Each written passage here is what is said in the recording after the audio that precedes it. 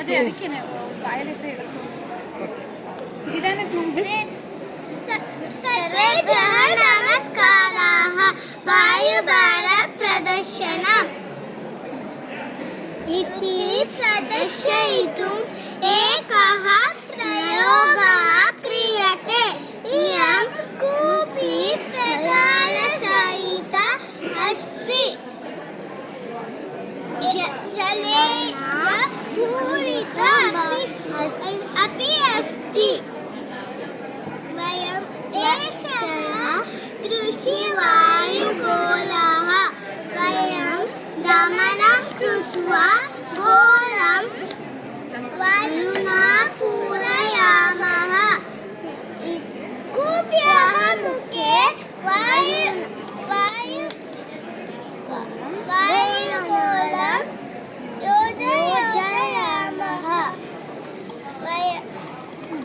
जलेन पूरिता जलागमनं स्थगयति।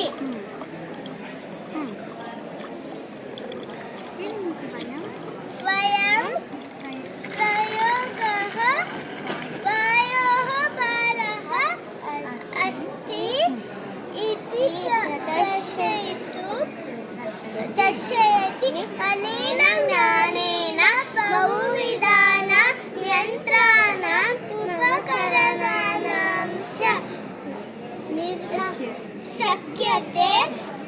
हस्तचालित जलोन्नयनयन्त्र मशीपूरकः इत्यादयः। धन्यवादाः। कृपया नामं वदतु। मम नाम निधि। मम नाम ऋषन्या। धन्यवादः। धन्यवादः। स्वागतम्।